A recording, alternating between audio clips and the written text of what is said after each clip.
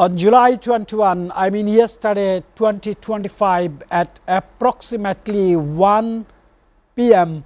local time, Bangladesh Standard Time, Air Force F-7 BG-1 training jet tail number 701 departed from Kurmitula Air Base on a routine mission and quickly suffered a mechanical malfunction.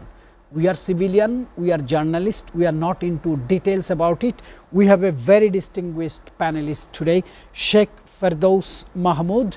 He is a squadron leader retired. He will be talking on this particular. We have another distinguished guest, Ali Ahmed, former member Customs, National Board of Revenue, and of course we have our international commentator Shamsul Alam Pantho with us, who will be raising the international affairs. First, let me ask a question. What happened? What are you learning? What are you gathering information? What happened yesterday? What is the consequences, sir? Sheikh Firdaus Mahmood. Till now, we all know the same thing as everybody knows, that a crash happened, and ISPR, the way ISPR released that the aircraft was facing some main technical errors, but details of that is still not out. And as official procedure, like every other crash or incident in air, Air Force always forms a board of inquiry. Official result, what happened, what caused the crash, everything will be revealed after the board of inquiry as per Air Force, government, ISPR decides the information. That will be the official statement. Till then, it's only speculation, and whatever ISPR said, that's the official version till now. News says the pilot, Flight Lieutenant Tawqir Islam, attempted to steer the aircraft away from densely populated zones, but tragically crash landed on the Milestone School and College campus at Uttara, and huge casualty took place. As a professional pilot, my question is to you, why this kind of training flight is in capital? Your question has two aspects. One is training, two is capital. Now, I will go one by one. Training. Please understand that the purpose of Air Force or purpose of military, any military in the world or any Air Force in the world, is to train for war. And till we are at war, every single thing Air Force does, every single aircraft going up in the air is training for war. So we have two things. One, war. Two, till war happens, we train for war. So every single mission is a training mission. Nothing is a war mission, because we are not going for war yet. And we prepare for the war. And that training has different levels, considering the war scenarios and everything.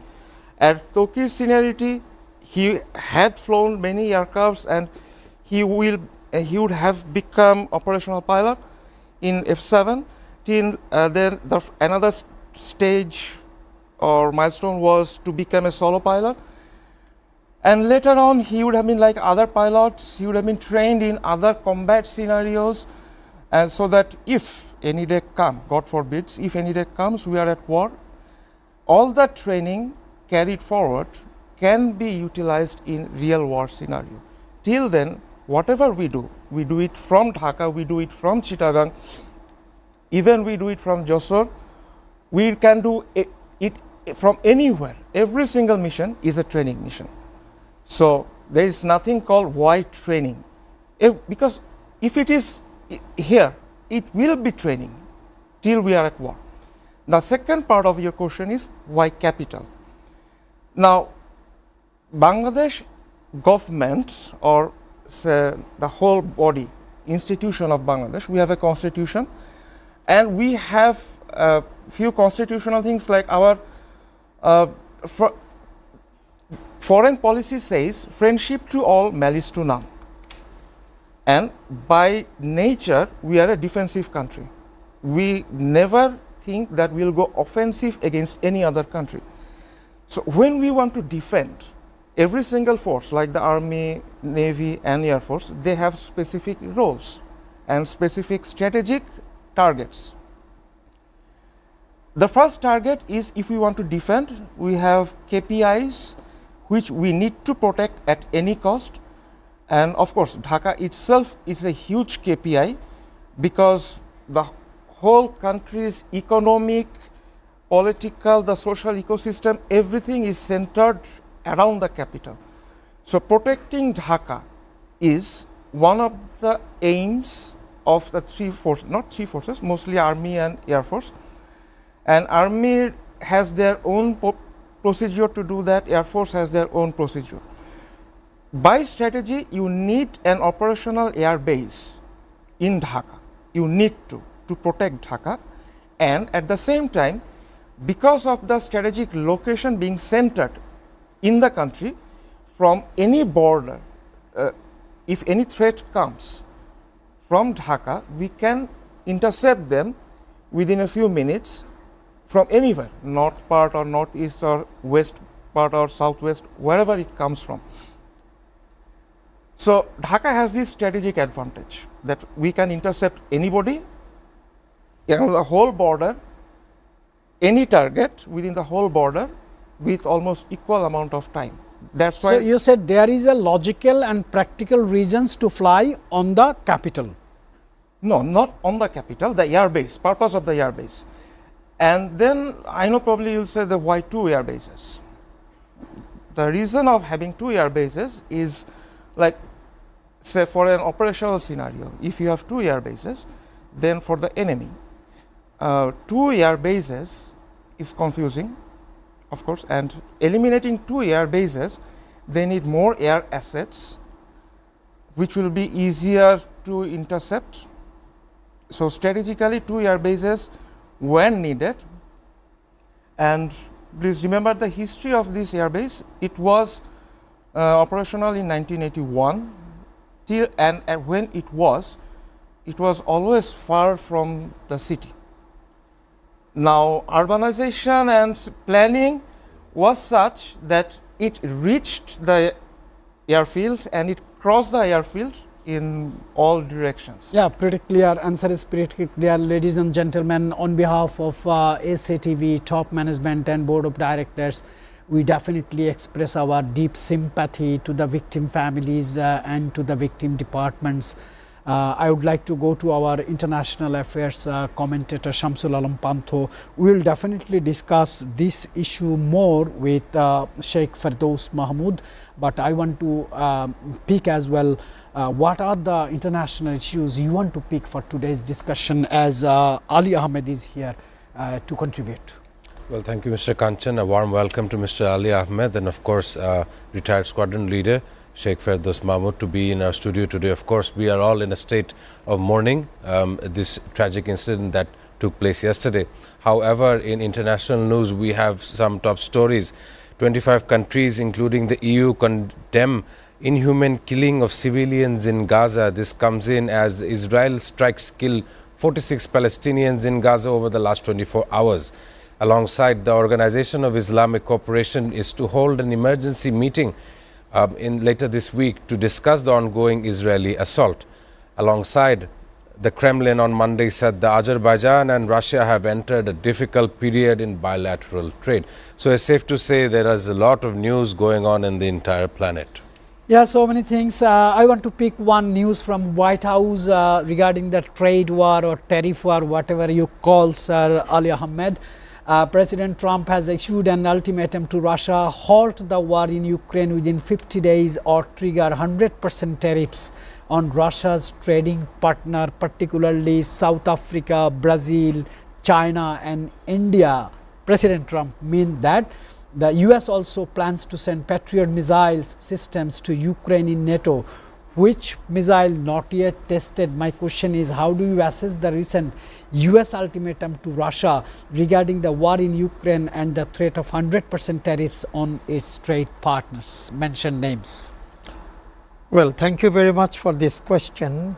The thing is, the threat or the threat that President Trump held out to Soviet Union, not Soviet Union, Russia in fact nowadays, sounds quite big, but the problem is, as we have seen him in the past, this might be withdrawn after some time he might change it to another. So, that is one of the greatest things about him, that it is very difficult to believe what he really means or what he really wants to do. So, that is there, but with this thing in mind, that he has this volatility of behavior, but then as he said, the ultimatum he gave, if this be serious, then I do not know where the world might lead to. I only wish that they understand that the Second World War was about to bring the whole world to a ruin. Only that common sense, after at the end of the war, 2 bombs were dropped on Hiroshima and Nagasaki. Now, there are many bombs in many hands. If one of the parties, both are here parties of owning or manufacturing nuclear bombs. So, if one drops means and then the other one does, it would be a mutual destruction. There will be no victors. So, if they kindly remember this, that we can fight, but we will kill not only ourselves and our adversaries, but we will also kill the rest of the world. That reminds me of one short story about Einstein.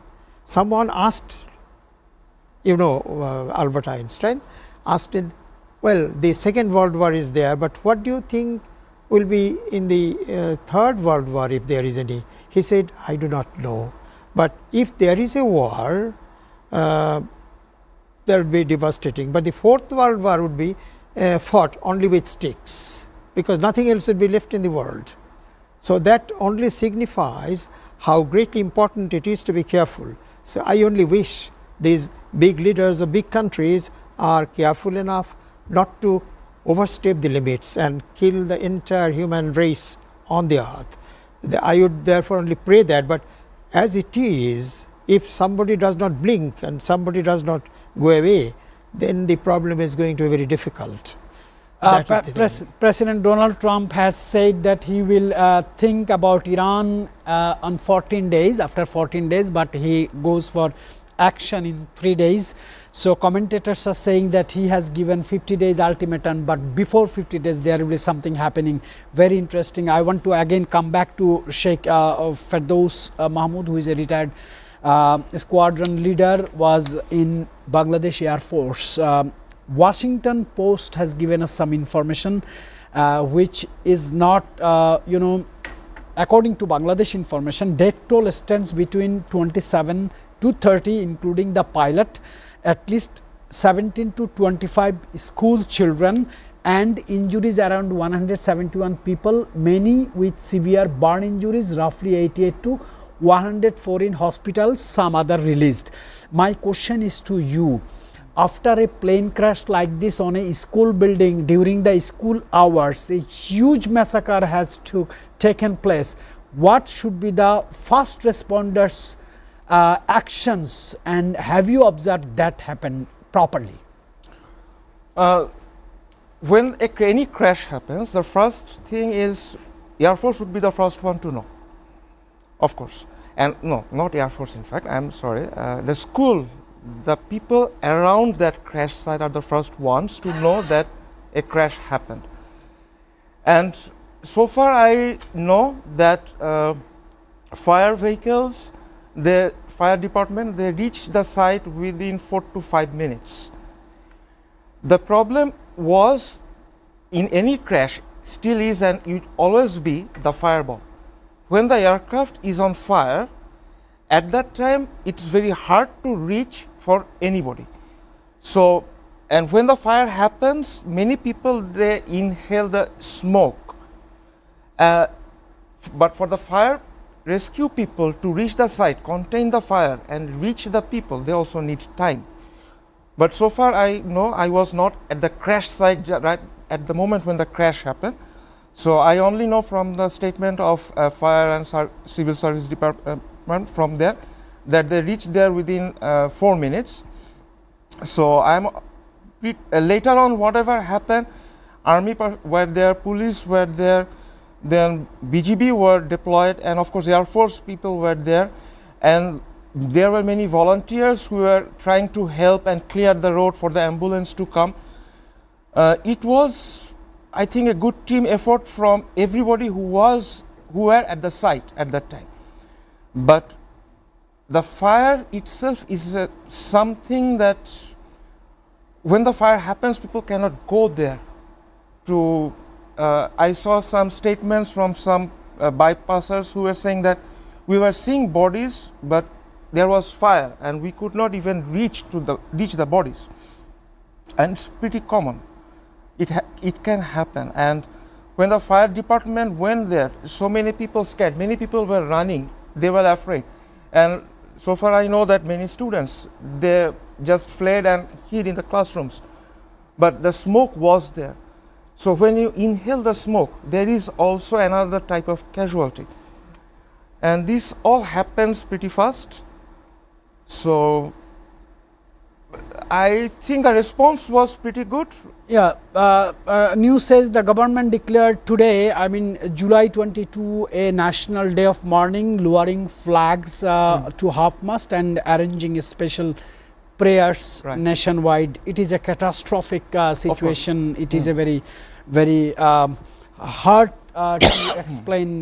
Sir, I just want to know that a high-level investigatory committee has been assembled by the Bangladesh Air Force and ISPR both to determine the mechanical and systematic causes of the crash. I must go for this question to squadron leader, but I just need your opinion that the way the civilians has dealt the issues on the spot, on the ground, do you find something ridiculous?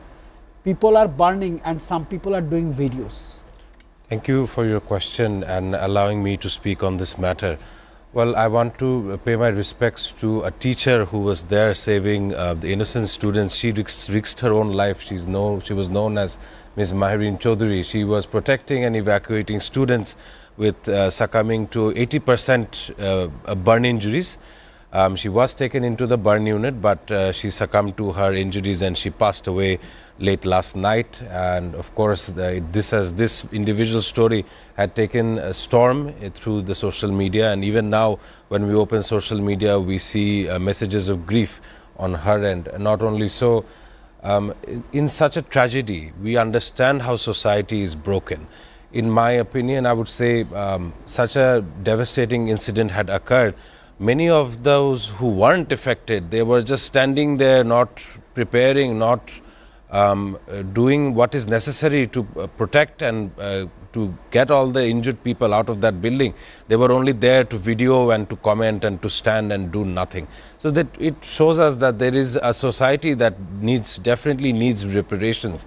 Not just that, to some aspect, when many media houses were there, they were trying to get the news to the general people so that much of the lives could be saved.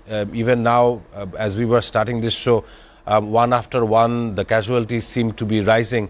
Of course, the government of Bangladesh currently had given a state day of mourning, much expected. However, even now, forensic science and forensic studies are required to understand exactly what went wrong in that aircraft that was being used on the test flight, of course, and Mr. Tokir Islam lost his life.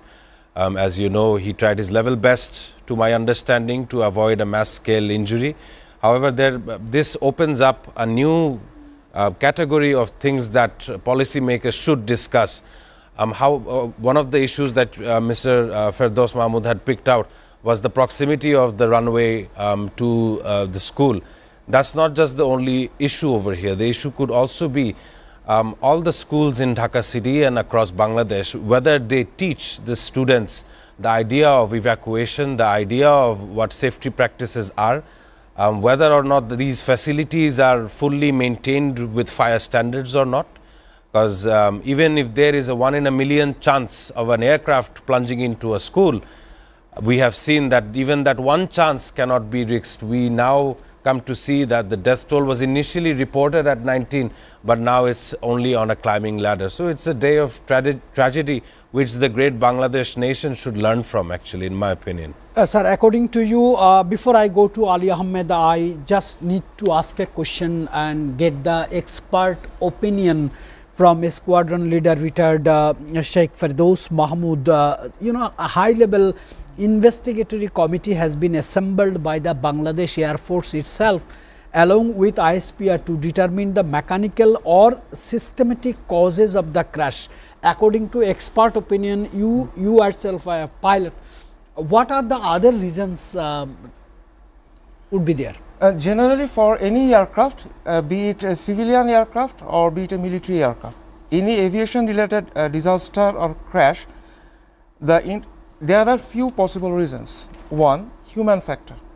Human factor, be it pilot or be any maintenance issue that relates the maintenance people, that is human error.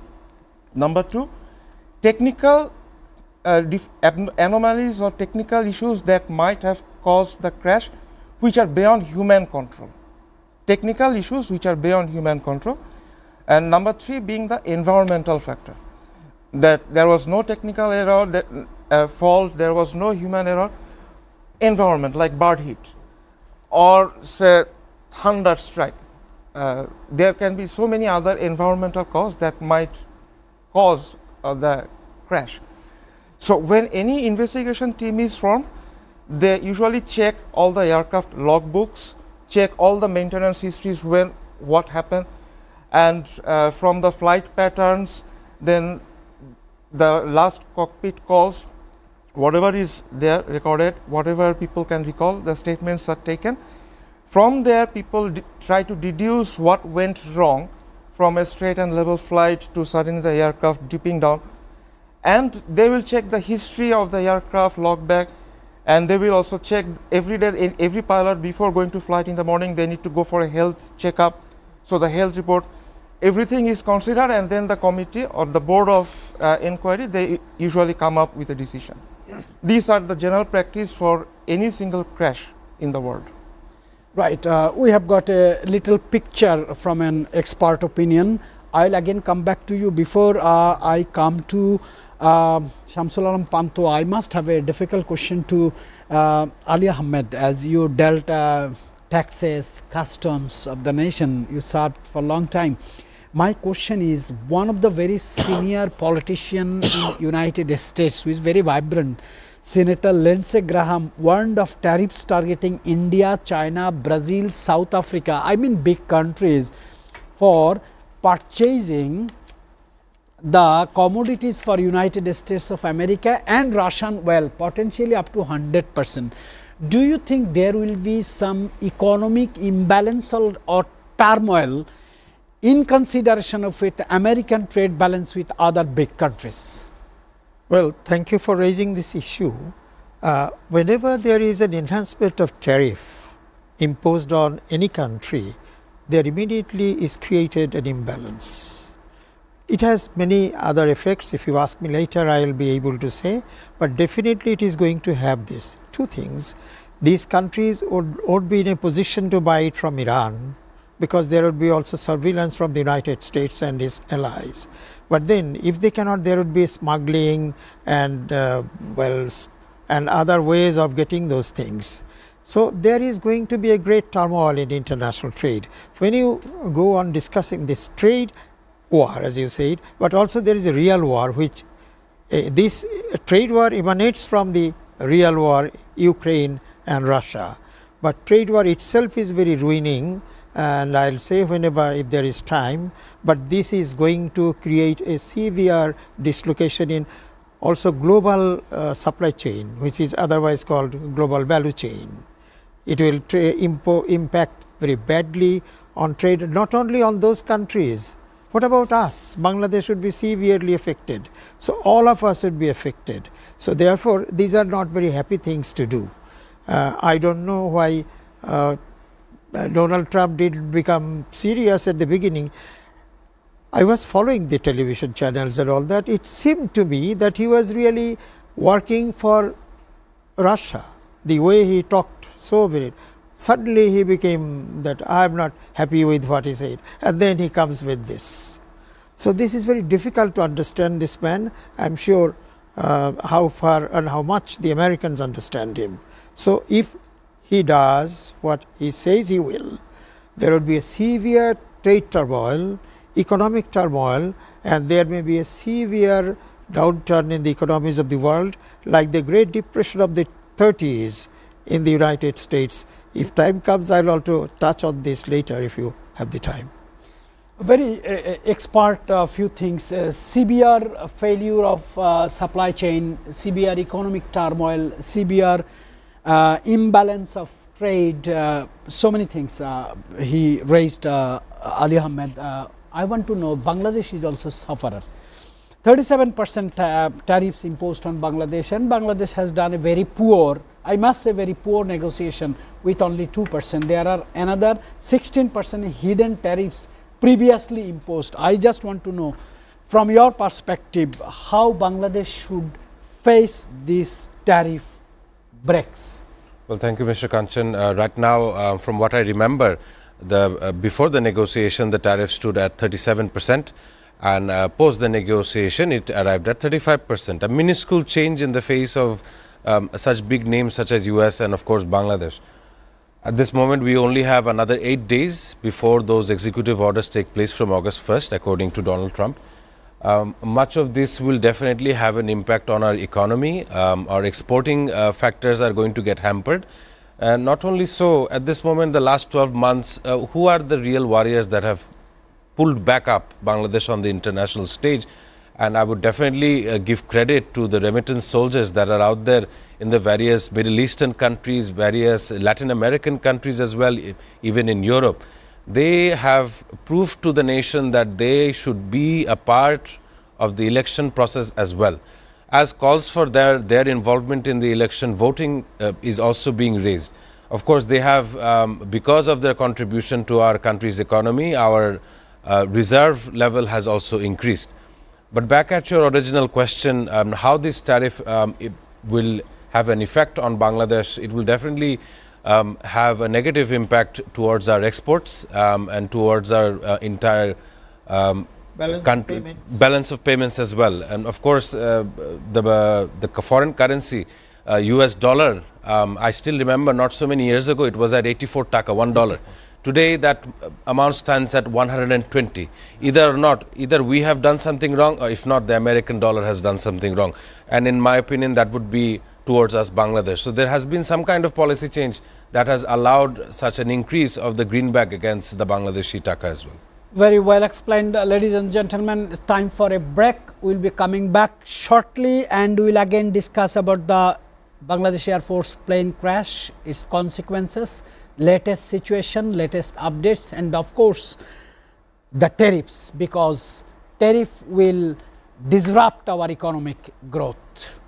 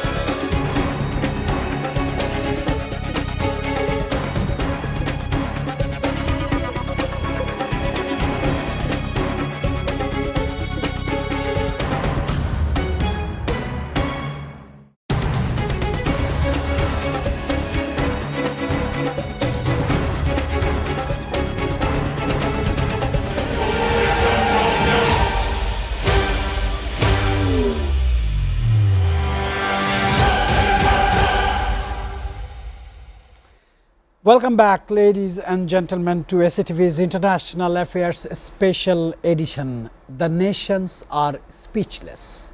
Nations are in deep sorrow. Nations are observing National Mourning Day. I want to come back again to Squadron Leader Firdaus.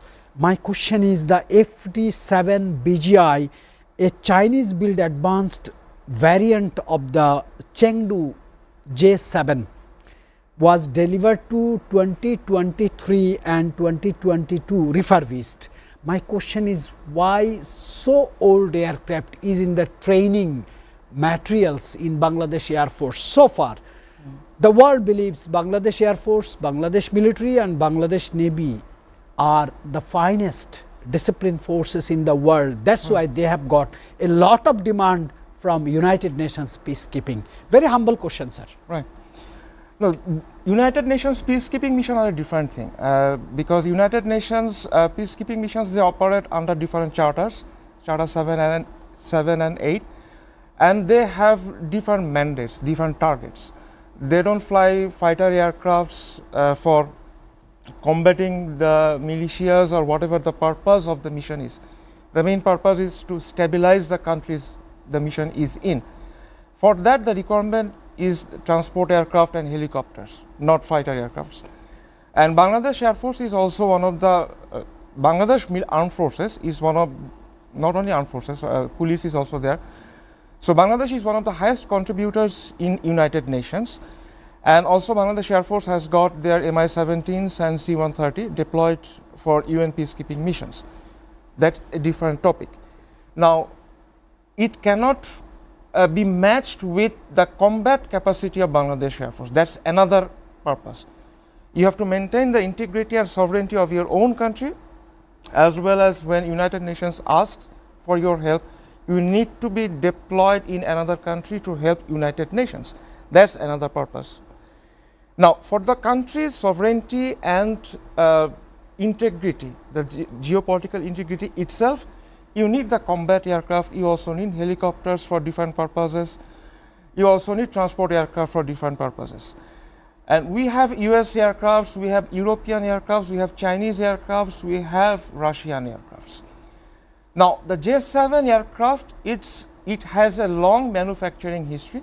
Many people say that it is designed in 1960s. Yes, it was first, but the current version that we see, the F-7 BGI, which you said, in China it is called J-7I. Similarly, in the United States also, or even any big countries also, they have different variants. F-16 has different variants. F-14 had different variants, and they evolve over time. When we had our first J-7 in the 1990s, that was inherited from MiG-21, but Bangladesh Air Force has already phased out that aircraft. We don't fly that one. Then we got another upgraded version of J-7, J-7E, that we got in 2006. And the latest version, that is F-7 BGI, in China they call it J-7I, that is much more advanced variant of the J-7E. We got it in 2013.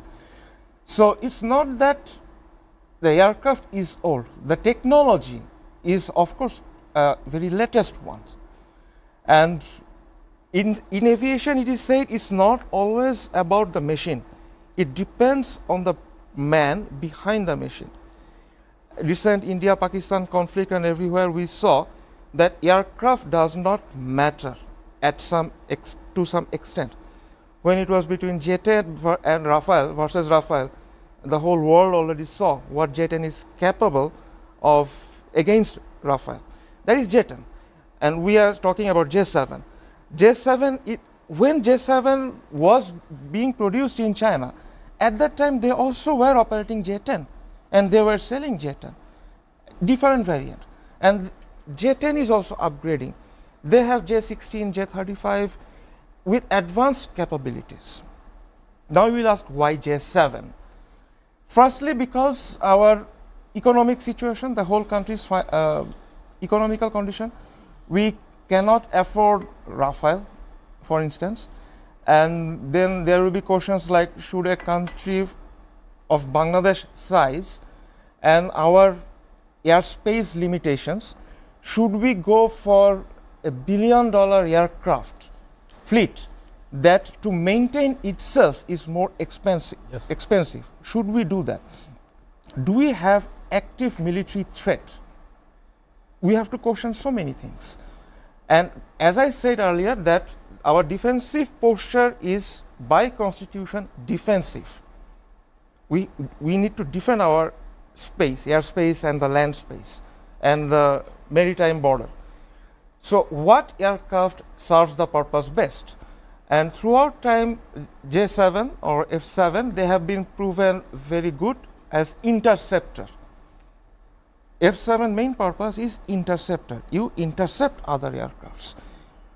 In time, in future, depending on how Pakistan has evolved, because of their inherent enmity with India, they have a strategic purpose, and they know that every child being born in Pakistan today, they know they are at war with India, Yeah. whatever the situation is.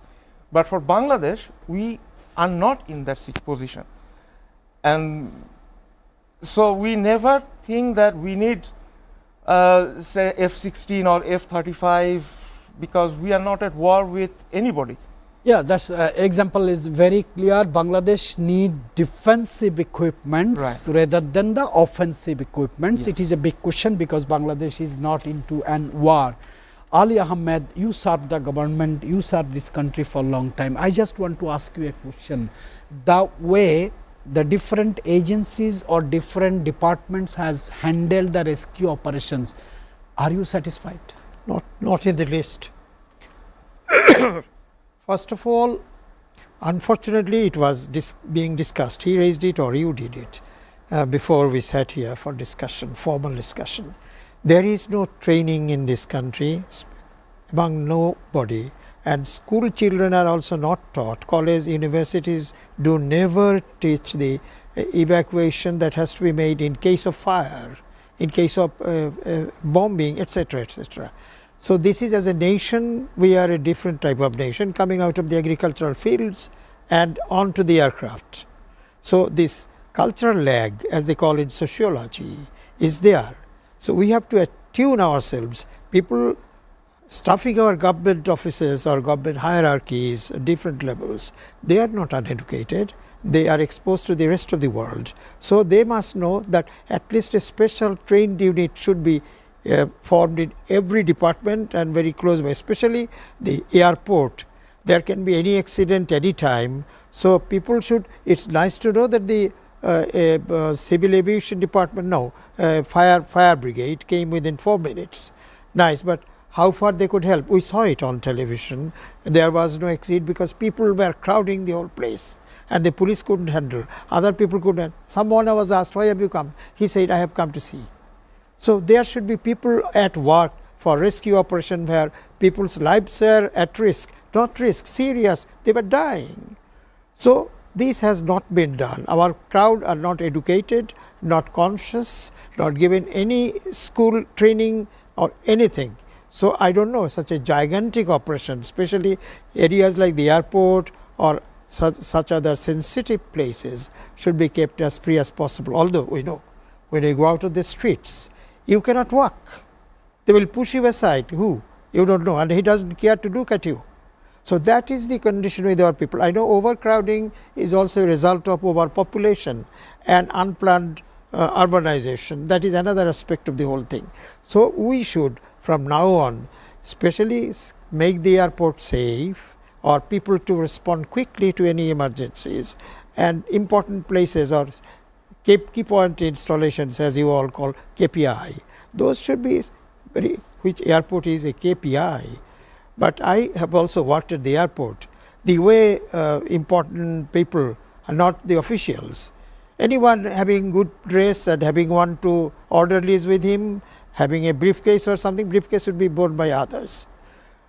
They are given free entry, but these have to some extent been stopped now, but not fully. Because it is KPI. Everybody has to maintain their standard and rules, and especially procedures. those who enforce these rules, KPI, there are people employed to look after the KPI institutes are properly guarded. Yes, sir. I am afraid many of them don't do it, and I am very afraid whether their bosses ever make any queries or inspections or anything. I have not seen during my 2-year stay there before promotion. I have never, and I was in charge of the custom side and everything. I have never seen one inspection ever taking place. I have never seen civil aviation had the responsibility. This is any of fire course drill, as they call it. So nothing is done. Nothing is done. yeah, very inefficient departments. I will comment on that. Please, sir. Because Air Force and civil aviation, they always has this practice. Now, this practice, military uniform personnel, they have this practice. They can do that. Problem was because the aircraft crashed in a civil area, and by nature, our people, because it is sad that it was in a school where there are kids, and they kept running, and parents waiting for the kids, they all panicked, they all started running. Now, this is something we can say that the crowd was indisciplined, the crowd. If I were there, what I would have done, I don't know. Because I was not there, I can sit here and I can say that people should not crowd that much. But at that moment, but as you say that people not helping and taking photos, that is something we don't want. Everybody there should be helping. And we all understand that anything like that in the civil area, it happens, there will be panic. And law enforcement agencies, they always rush to the spot, but they are always outnumbered by the civilian. Because in the among the whole country's population, only about 1 to 2% people are the total armed forces. And on that side, there will be more civilian than the military. Yeah, so this is a very common picture we see. it will happen everywhere, but it does not happen to countries where there is compulsory military training. Right, sir. Sir, I have a counter question to our international affairs commentator Shamsul Alam Pantho. I was watching news that some government officials, probably the advisory level, has gone to the spot to visit. Yes. But people are very angry. They expressed their anger on the management. The government dealt the issue. Well, Mr. Kanchil, let me add on to your question as well.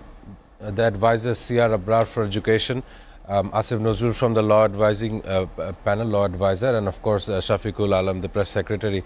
They were all there at the Milestone College earlier this morning, but they were met with intense protests from those who have survived, families of those who have survived, and also some fellow students of the Milestone College saying that they want justice. These 3 words were repeated over and over again, that they want justice. But from my understanding, what I understand is people in Bangladesh are sick and tired of seeing any government institution or any reigning power. They do not have such a mandate to look towards its people. Actually, the thing is, we have a population of well above 200 million people in Bangladesh. And from majority of people understand that their government does not do much to keep them protected or keep them in assistance. According to their voice, how they have protested this morning. Of course, this is still a very shocking news that has rattled our country, and this should be an eye-opener for any future incidences, that how we can avoid as a nation such a tragedy.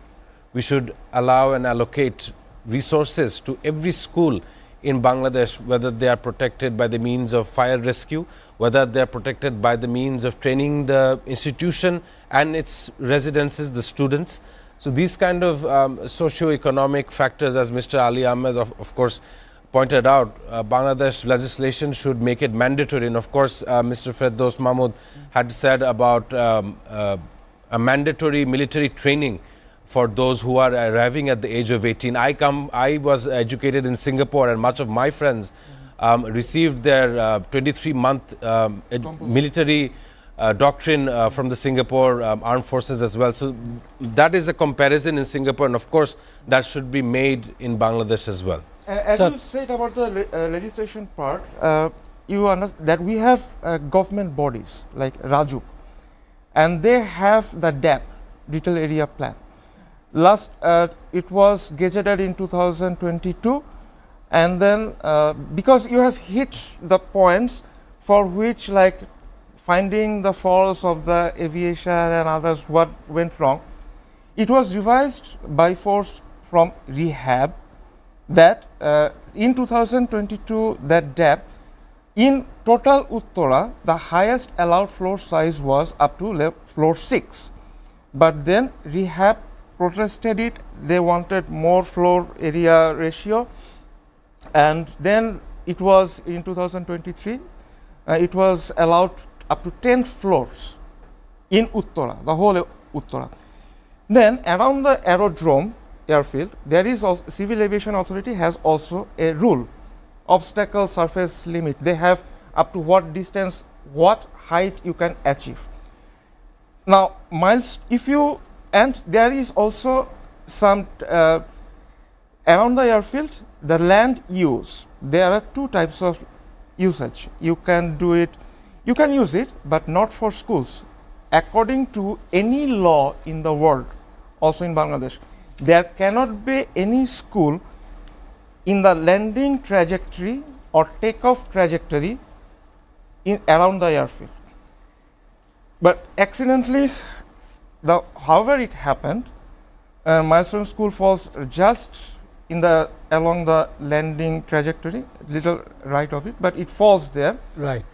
And from the media, I saw that they had up to 10 to 12 floor building there. Yes.